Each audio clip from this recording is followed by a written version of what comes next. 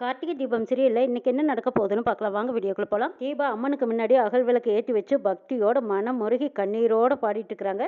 ரம்யா ஓரமா ஒளிஞ்சு நின்று பார்த்துட்டு இருக்கிறாங்க. அவங்க எந்த மாதிரி தீபாவுக்கு தொண்டக்குரல் போகணும்னு நினைச்சாங்களோ அதே மாதிரி இப்ப ரம்யாவுக்கு தொண்டக்குரல் கரக்கரன்னு கிடக்குது. கத்துனா எருமுக்குரல் சத்தம் கேட்டுருமே, என்னடா பண்றது அப்படின்னு அப்படியே தொண்டை பிடிச்சிட்டே நிற்கிறாங்க ரம்யா. தீபா மனமுருக பாடிட்டு அவங்களுக்கு முன்னாடி இருக்கிற பூவை எடுத்து அள்ளி வீசி அப்படியே மனமுருக அம்மனை வருந்தி கூப்பிட்டு பாடிட்டு இருக்கிறாங்க. தீபா பாடுற ஒவ்வொரு வரியிலையும் அவ்வளவு வருத்தங்கள் நிறைஞ்சிருக்கு.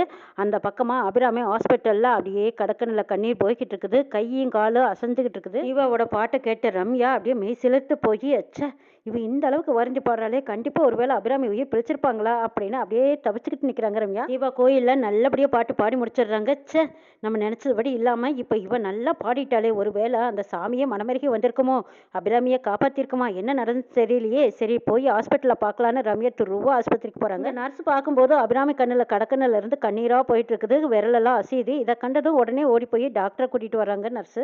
தீபா இங்க மலர் தூவி, ஆத்தா உன் வேண்டுதலாம் நான் நிறைவேற்றிட்டேன், இப்போ எங்க அத்தையை பார்க்க நான் ஹாஸ்பிட்டல் போறேன், அங்க போனது எனக்கு நல்ல பதிலா நான் எதிர்பார்க்கிறேன்ட்டு போறாங்க. அங்க எல்லாரும் அபிராமி ரூமுக்கு முன்னாடி எதிர்பார்த்துட்டு இருக்காங்க. ரம்யாவும் முந்திரி கொட்டை முந்தி போய் நிக்குது. டாக்டர் வெளியில வராங்க. வந்ததுமே உங்க எல்லாத்துக்கும் ஒரு நல்ல நியூஸ் சொல்ல போறேன், அபிராமி அம்மாவுக்கு அவங்களுக்கு உணர்வு வந்துருச்சுன்னு சொல்றாங்க. இதை கேட்டதும் எல்லாரும் சந்தோஷப்படுறாங்க. அம்மா அபாய கட்டத்தை தாண்டிட்டாங்க, உயிர் பிழைக்க மாட்டாங்கன்னு தான் நாங்க நினைச்சோம். நம்பிக்கை இல்லாம தான் எக்மோ ட்ரீட்மெண்ட் கூட ஒரு சில நேரத்துல நம்மளையும் மீறி அற்புதம் நடக்கும்னு சொல்லுவாங்கல்ல, அப்படி ஒரு அற்புதம் தான் இப்ப நடந்திருக்குங்கிறாங்க டாக்டர். அதுக்கு எங்களோட ட்ரீட்மெண்ட் மட்டும் காரணமா இருக்காது, உங்களோட எல்லாத்தோட பிரார்த்தனையும் தான் அதுக்கு காரணமா இருக்குன்னு சொல்றாங்க டாக்டர். இதுக்கப்புறமா அம்மாவுக்கு எந்த பிரச்சனையும் இருக்காதுல்லன்னு காட்டி கேட்கறாங்க. எந்த பிரச்சனையும் இருக்காது, ஹார்ட் பீட் நல்லா இருக்கு, இதுக்கப்புறம் அவங்களுக்கு எந்த பிரச்சனையும் வர வாய்ப்பு இல்லைங்கிறாங்க டாக்டர். இன்னும் கொஞ்ச நாளையில உங்க அம்மா நார்மலா திரும்பி வந்துருவாங்கங்கிறாங்க. அங்க எல்லாருமே சந்தோஷமா இருக்கிற நேரத்துல ஐஸ்வர்யா மட்டும் மனசுக்குள்ள வெந்து வேக்காட்டோட நிக்கிறாங்க.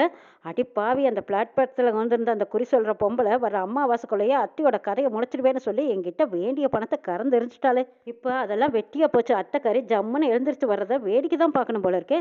இனிமே கொத்து சாவியை கனவுல கூட காங்க முடியாது போல இருக்குன்னு நினைச்சுக்கிட்டு இருக்கிறாங்க ஐஸ்வர்யா. காட்டி அம்மா உயிர் பிழைச்சிட்டான்னு நாங்க எல்லாரும் சந்தோஷமா இருக்கோம், நீ மட்டும் ஏதோ ஒரு மாதிரி இருக்கீன்னு அருணாச்சலம் கேட்கறாங்க.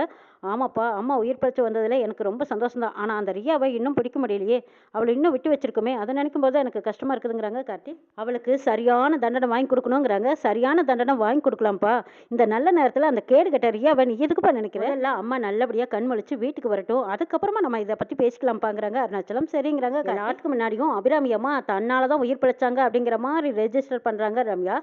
அங்கிள் ஆண்டி உயிர் பிழைச்சு வந்ததுல எனக்கு ரொம்ப சந்தோஷம், அவங்க உயிர் பொழைச்சி வரணுங்கிறக்காக ஆபத்தான பரிகாரத்தை நான் செஞ்சேன், அதனால தான் இப்போ அத்தை உயிர் பொழைச்சி வந்திருக்காங்க, நான் செஞ்ச பரிகாரம் வீண் போகலைன்னு சொல்றாங்க ரம்யா. நாச்சியை பொழைக்கிறதுக்கு நீ ஆபத்தான பரிகாரத்தை பண்ணியா, என்ன சொல்ற ரம்யான்னு கேட்குறாங்க அருணாச்சலம். ரம்யா வாயாலேயே உண்மையை உடச்சிடுறாங்க. கார்த்தி புரிஞ்சுக்கிட்டாரு. தீபாவை கோளாரா கூட்டிகிட்டு போய் ஆபத்தான பரிகாரம் செஞ்சு வச்சு ஆற்றுல மிதக்க விட்டு அப்படியே தண்ணியில் அடிச்சுக்கிட்டு போகிற மாதிரி செஞ்ச பரிகாரம் இப்போ தலைகீழாக மாறி போய் அது ரம்யா உட்காரும்படி ஆகிப்போச்சு. இது இப்போ இவங்க முன்னாடி எல்லாரும் முன்னாடியும் அதுவும் கார்த்தி வந்து காப்பாற்றிருங்காட்டி இப்போ கெட்டிக்காரத்தனமாக ரம்யா அந்த பூஜையை அபிராமிக்கா செஞ்சேன்னு சொல்லிட்டு இருக்காங்க. இதையும் அங்க இருக்கிறவங்க நம்புறாங்க, கார்த்தி நம்பவே இல்லை. கார்த்தி தான் காப்பாத்தினாங்கன்னு சொல்றாங்க. இதை கேட்டதும் அருணாச்சலம், என்னம்மா நீ நாச்சியாவுக்காக இவ்வளோ ஒரு ஆபத்தான பரிகாரத்தை செஞ்சியான்னு ஆச்சரியமா கேட்குறாங்க. ஆமா அங்கிள், நான் தீபாவை பார்க்கறதுக்காக உங்க வீட்டுக்கு அடிக்கடி வருவேன், ஆண்டிகிட்ட பேசி பழகிருக்கேன், அவங்க எப்பவுமே என்கிட்ட ஒரு மக மாதிரி பாசத்தை காட்டியிருக்காங்க. அப்படிப்பட்டவங்க குண்டடிப்பட்டு உயிருக்கு போராடிட்டு இருக்கும்போது நம்ம ஏதாவது செஞ்சு காப்பாற்றணும்னு எனக்கு, அதனால தான் என் உயிரை பணையம் வச்சு அந்த பரிகார பூஜையை செஞ்சேன்னு சொல்லிடுறாங்க ரம்யா. நான் செஞ்ச பரிகார பூஜையோட பலன் இன்னைக்கு ஆண்டி பொழைச்சிட்டாங்க, எனக்கு அது போதும், ரொம்ப சந்தோஷமா இருக்குதுங்கிறாங்க ரம்யா. நீ செஞ்சது ரொம்ப பெரிய விஷயம், எங்க குடும்பமே உனக்காக நன்றி கடன் பட்டிருக்கு, நான் உயிர் உள்ள வரைக்கும் இதை மறக்க மாட்டேங்கிறாங்க அருணாச்சலம்.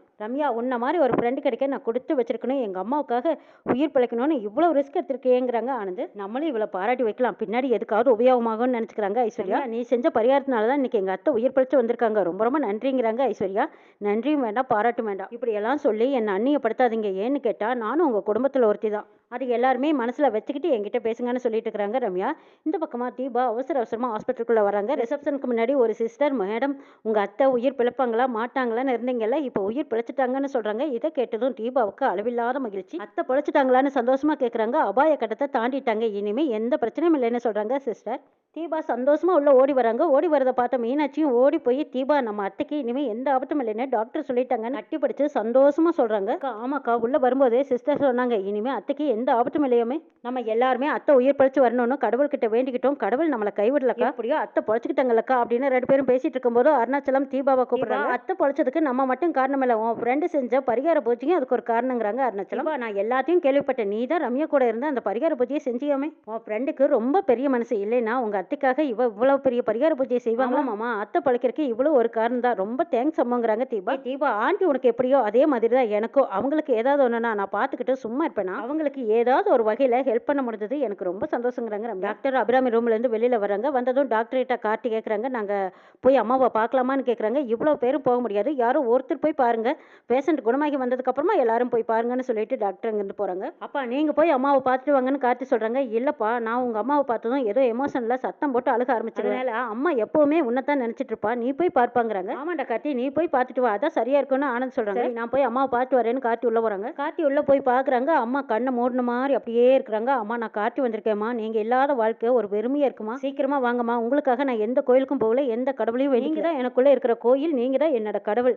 அப்படி இருக்க நான் எதுக்கு வெளியில போய் வேண்டணும், நீங்க சீக்கிரமா எழுந்திருச்சு வரணும், உங்க கையை பிடிச்சு நான் வீட்டுக்கு கூட்டிட்டு போகணும்னு உங்களுக்காக நாங்க எல்லாரும் காத்துட்டு இருக்கோம், சீக்கிரமா எழுந்து வாங்கம்மான்னு சொல்லி கண்ணீர் விடுறாங்க கார்த்தி. அந்த கண்ணீர் அபிராமி கை மேல விழுறது, அப்படியே உணர்ச்சி வாங்க கையை மட்டும் அசிக்கிறாங்க அபிராமி.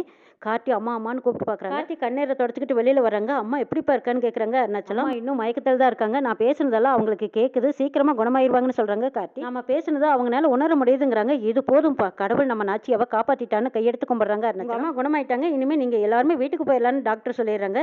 ஆமாடா கார்த்தி அம்மா தான் குணமாயிட்டாங்களா, எல்லாரும் வீட்டுக்கு போலாம் வாங்கன்னு கூப்பிடுறாங்க. அருண் இல்ல நீங்க எல்லாரும் போங்க, நான் இங்கேயே இருக்கேன்னு சொல்றாங்க. சரி கார்த்தி நீயே இருந்து பாத்துக்கோ, எமர்ஜென்சி மட்டும் போன் பண்ண, நாங்க எல்லாரும் கிளம்புறோம்னு சொல்லி எல்லாருமே கிளம்புறாங்க. தீபாவும் கிளம்ப போறாங்க. தீபாவை கார்த்தி கூப்பிடுறாங்க. தீபாவும் நின்னு பாக்குறாங்க. அப்ப ரம்யாவும் திரும்பி பாக்குறாங்க. இப்போ ஒரு நிமிஷம் வாங்கங்கிறாங்க. கார்த்தியும் தீபாவும் பேசிட்டு இருக்காங்க. என்ன பேசுறாங்கன்னு இந்த ரம்யா நாகபாம்பு விட்டு பாக்குறது மட்டும் இல்லாம காது கொடுத்து கேக்குது. என்னங்க அத்தை பொழைச்சிட்டாங்க, எனக்கு ரொம்ப சந்தோஷமா இருக்கு. இந்த கொஞ்ச நாளாவே அத்தை பொழைப்பாங்களா மாட்டாங்களான்னு மன உளைச்சலோடவே நான் என்னமோ ஏதோனே இருந்தேன். இது எல்லாத்துக்கும் சேர்த்து கடவுள் முற்றுப்புள்ளி வைக்கிற மாதிரி நம்ம அத்தையை காப்பாற்றி கொடுத்துட்டாங்க, எனக்கு ரொம்ப சந்தோஷமா இருக்குதுங்கிறாங்க தீபா. ஆமா தீபா இது எல்லாத்துக்கும் உங்க வேண்டுதல் தான் காரணங்கிறது எனக்கு நல்லா தெரியுங்கிறாங்க கார்த்தி. எது என்னோட வேண்டுதலான்னு கேட்குறாங்க தீபா. ஆமாங்கிறாங்க கார்த்தி. நீங்க கோயிலில் மனமுருகி பாடினீங்களா, அதை நான் பார்த்தேங்கிறாங்க கார்த்தி. எது நான் பாடுனதை நீங்க பார்த்தீங்களா, எப்போ பார்த்தீங்கன்னு கேட்குறாங்க தீபா. உங்க வேண்டுதல் பழிச்சு எங்க அம்மாவை காப்பாத்திட்டீங்க, எனக்கு மனசுக்கு அமைதியாகவும் நிம்மதியாகவும் சந்தோஷமாவும் இருக்குதுங்கிறாங்க கார்த்தி. இல்லைங்க நான் பாடுனதை விட நீங்க உங்க அம்மா மேல வச்சிருக்கிற பாசம் தான் அதிகமா இருக்கு, அந்த அன்பை தான் உங்க அம்மாவை காப்பாத்திருக்குதுன்னு சொல்றாங்க. இப்படியும் அம்மா பொழைச்சிட்டாங்க, எனக்கு அது வரைக்கும் சந்தோஷம்னு சொல்லிட்டு போன்ல இருந்து இந்த ஆடியோ வீடியோவை நீங்க தான் அனுப்பிச்சிங்களான்னு கேட்குறாங்க. அந்த வீடியோவில் தீபா தான் பேசியிருக்காங்க, எங்க அத்தை உயிர் காப்பாத்துறதுக்காக நான் ஒரு பரிகாரம் செய்ய போறேன், அந்த பரிகாரம் ரொம்ப ஆபத்தானது, இப்படி ஒரு பரிகாரத்தை செய்யறதுனால நான் செத்து போறதுக்கும் வாய்ப்பு இருக்கு, அப்படி செத்து போனாலும் எங்க அத்தை உயிர் பழிச்சு வந்தாங்கன்னா அதுவே எனக்கு சந்தோஷம்னு சொல்லிட்டு தீபா போன் வச்சிருப்பாங்க. ஆமா எதுக்கு இப்படி ஒரு மெசேஜ் அனுப்புனீங்கன்னு கேக்குறாங்க. அதுவா அது அம்மாவை சமாதானப்படுத்திருக்குங்கிறாங்க தீபா. ஆமா நீங்க பரிகார பூஜை பண்றது உங்க ஃப்ரெண்ட் ரம்யாவுக்கு தெரியுமான்னு கேக்குறாங்க. அவதானே இந்த ஏற்பாடியே பண்ணி கொடுத்தான்னு தீபா சொல்லிடுறாங்க. அடியே வாடி வாடி நாட்டுக்கிட்ட வசமா வந்து மாட்டிக்கிட்டியே ரம்யா, இப்ப காட்டுக்கிட்ட வசமா மாட்டிக்கிட்ட, இப்ப என்னெல்லாம் போய் சொல்லி தப்பிக்க போறியோ தெரியலையே. குள்ளநரிக்கு சாயம் பூசி மலையில நனைஞ்சுதான் குள்ளநரி, கலர் சாயம் வெளுத்து போச்சு டும் டும்னு சொன்ன மாதிரி ரம்யா சாயம் வெளுத்து போச்சு. என்ன நடக்குன்னு